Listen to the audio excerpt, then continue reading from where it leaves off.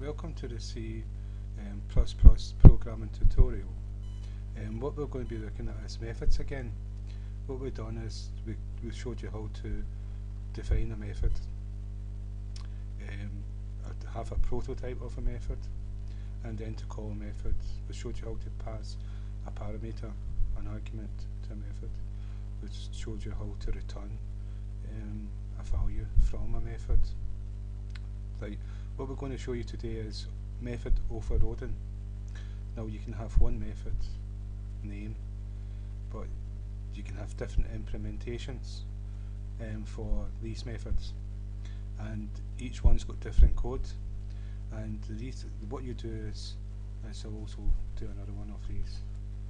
I've added another two of these ones. I'm going to do another one with no parameters.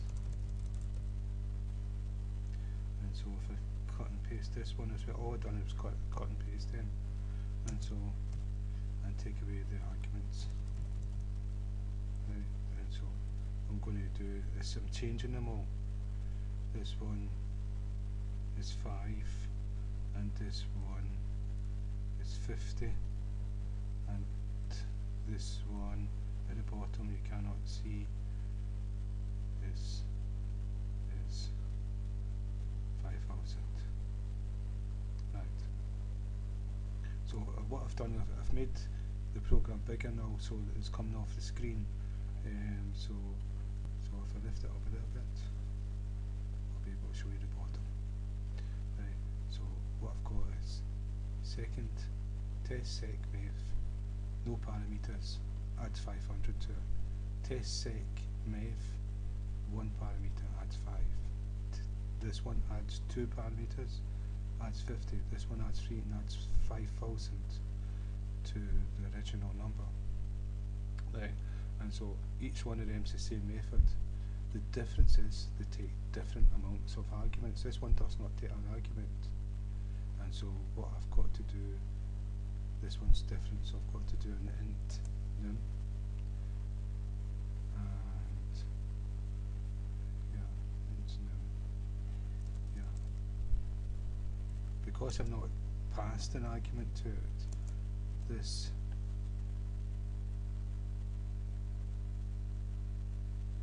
I'm not passed an argument. So what I've got to do is number. I'm just going to say that equals 500. Right, keep it simple. So we're going to return 500, and that's going to be an int. Right, so that's because we've not passed a number in, but these ones we've passed a number, and so this is overloaded. What we've got one method, and we've got 3 different implementations of each method. Each one is doing a different job, and this gives you power in program, because it's like, if you can imagine that you want a method to do something at a certain condition, but you want it to do something else at another condition, and so you can have different methods with different parameters. So if circumstance change and you want it to behave slightly different, then you pass it a parameter, and you know that the code's going to behave differently. Offhand, that's the best way I can describe it at the moment. And so what we've got here is test meth, and then we've got number equals test sec meth, and we've passed 100. Right, what we're going to do is run the first one.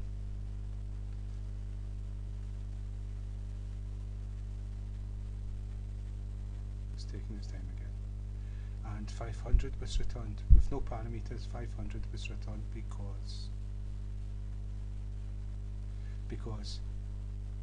we didn't pass a parameter. We just said it was equal to 500, return 500.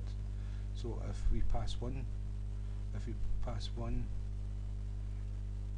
argument to it, and so let's say we pass 2 to it, to keep it simple. Run the program. Yes. It's taking its time because we're compiling it and saving it, and then run the program.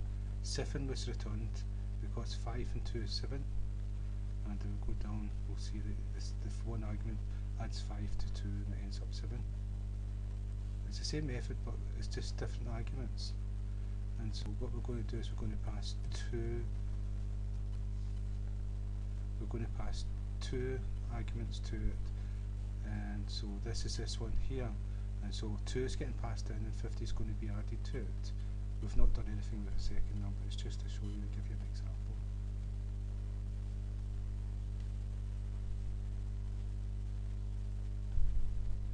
And so it's going to, yeah, 52, it's added 2 to it. So if we add another parameter to it, 7, it's not going to do anything with this number, it's just the 2 it's getting passed to it. And I think it's 5,000 gets added to it, I'm not too sure, on the program. And you'll see, what you'll see, it should be 5,200. 502, sorry. Right, and so what that is method overloading, and you can do it with constructors. Once we get to construct, we'll do this again. So that's method overloading, and again, thank you for your time.